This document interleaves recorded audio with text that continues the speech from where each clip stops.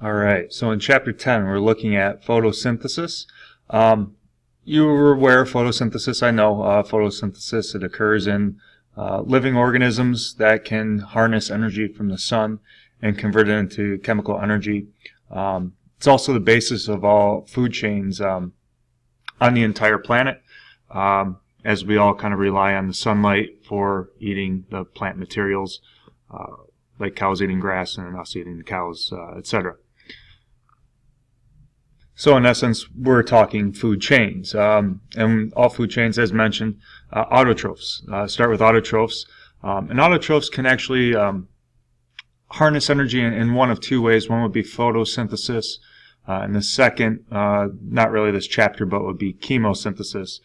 Photosynthesis would be using energy from the sunlight as the primary source of energy to drive the production of substances such as glucose. And chemosynthesis would be using chemicals to produce the same substance, glucose. This in part explains how we can see living ecosystems miles underneath water where there isn't any light. In part, it's due to producers and decomposition and particles floating from the top surface layers of the water all the way down for other organisms to eat, but sometimes it's from chemicals like near hydrothermic vents. We can have ecosystems right around those hydrothermic vents from bacteria that can harness the chemical energy, which creates a unique ecosystem of its own. However, for the purposes of this discussion, we're going to be looking at the photosynthesis portion. So more or less plants is what we're going to be looking at, and plants take in carbon dioxide, which we expel, and they give off oxygen, which we take in. But how can plants actually take in sunlight? Well, the big thing we need to be looking at is actually the rainbow in this picture, actually a double rainbow. Oh, awesome. The rainbow shows us that light, big white light coming out of the sky, can be separated into these different colors. And it's the separation of colors that allows each of these different frequencies, so to speak, of light having different levels of energy. And plants can use some of these levels of energy in these light colors, and some they can't. And we're going to look at that shortly here as well. But first, let's take a quick peek at some of the photosynthetic organisms on our planet. We have obviously plants. Here's some, looks like ferns. We have some underwater kelp, some protists, some bacteria, cyanobacteria, another form of bacteria. All can perform photosynthesis, all form the basis of food chains. Now, on the other hand, we have heterotrophs, which rely upon the autotrophs. We would be an example of heterotrophs. We are consumers. We need to eat the glucose that the plants are able to make. And not necessarily us. We can't ingest that. We can't break that down, but other organisms can, hence the food chain. So we get our energy by eating others. And not only do we need the photosynthesis and producers for food, but also for oxygen. Once again, they give off oxygen, and we take it in, and vice versa. We give off carbon dioxide, and they take it in. So what allows plants to photosynthesize? Well, it's chloroplasts. And chloroplasts are structurally similar to, and they've likely evolved from photosynthetic bacteria. The structural organization of these cells allows for chemical reactions of photosynthesis. The leaves are typically where photosynthesis occurs, as that is where chloroplasts tend to be found, are in the leaves. Their green color is a result of chlorophyll, which is a green pigment within the chloroplasts. So looking at our image here, we're taking a little box right here from a leaf and blowing it up a little bit. We can see the bottom side of a leaf. It has stomata. Stomata is where gas exchange occurs.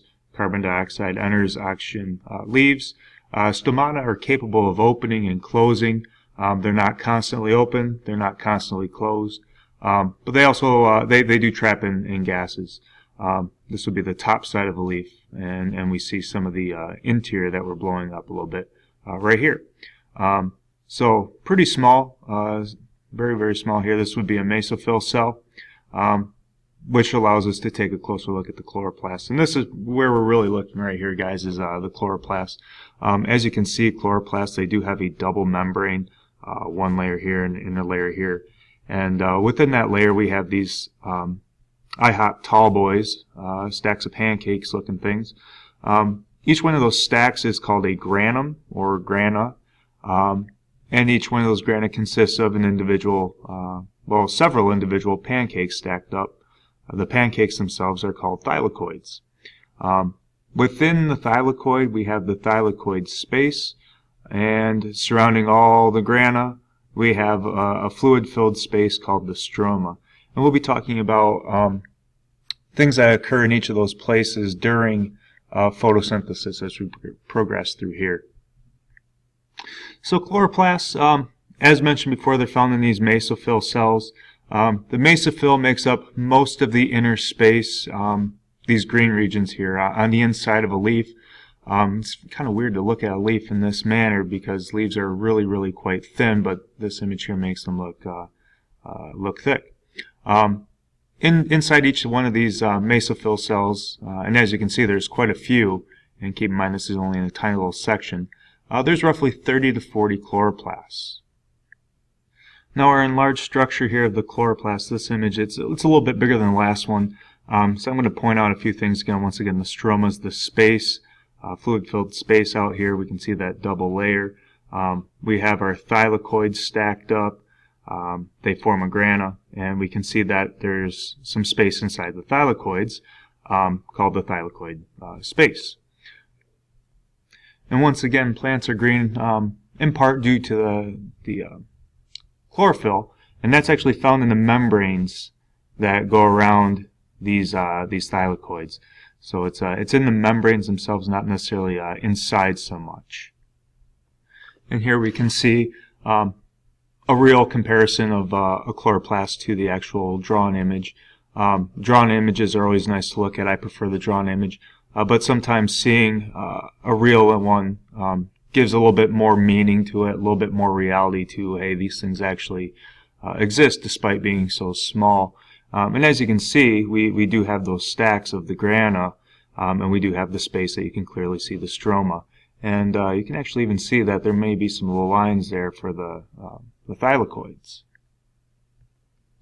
So looking at our equation for photosynthesis, which is a redox process, by the way, water is oxidized, carbon dioxide is reduced.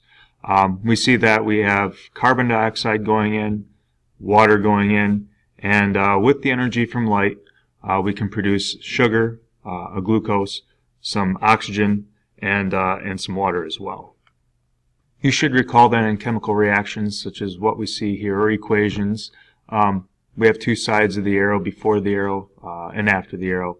The before side would be our reactants, and the right side would be our products. We're going to be taking a look at those reactants and products here. This image is kind of nice because it shows specifically where each of the atoms or elements in the reactants go and what they help form. Well, we can see sugar down here requires a ton of carbon, requires 6 carbons and twice as much hydrogen. So where does that come from? Well, the carbons all come from the carbon dioxide. So the carbon dioxide is completely broken apart and all the carbons are used, which makes sense because plants don't give off carbon dioxide. So it takes in a lot of carbon. We can see that some of the hydrogens from water that are taken in go towards glucose, but some go to water as well. And we have oxygens being split up as well, and oxygen going over here. So before we get going too deeply into photosynthesis, let's talk a little bit about the process as a whole and some of its subcomponents here. So photosynthesis consists of light reactions, which would be the photo part, and the Calvin cycle, which is the synthesis part. The light reactions occur in the thylakoids, which are these individual pancakes in the IHOP tall boy. The light reactions in the thylakoids, their job is to take in water and split up that water. As a result of splitting up that water, we can reduce NADP+, which is an electron carrier, to NADPH.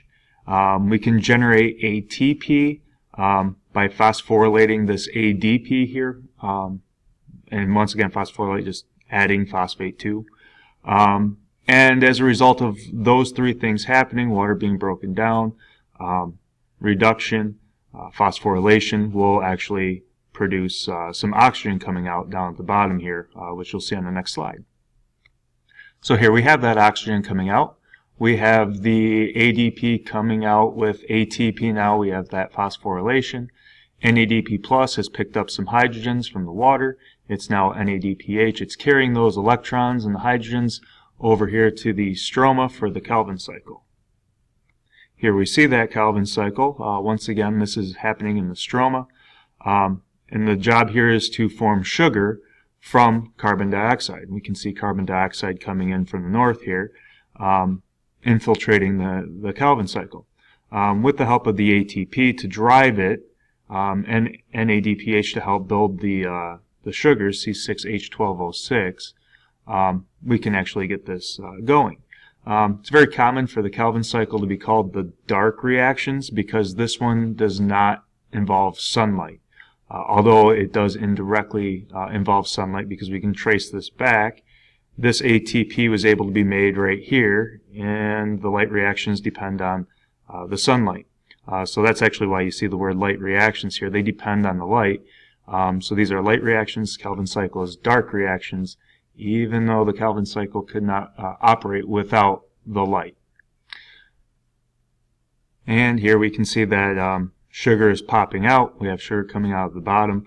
We'll be looking at that specific type of sugar near the end of this here. But it all begins with carbon fixation up here going in. Once again, we use the ATP, NADPH drives this cycle, but we have some products, ADP and NADP+, which go back to the light reactions for more energy and more electrons. We'll pick up with our next discussion talking more about light and light energy and the different colors of the rainbow and the different levels of energy each of those possesses and how that ties into photosynthesis. So I'll see you in the second video.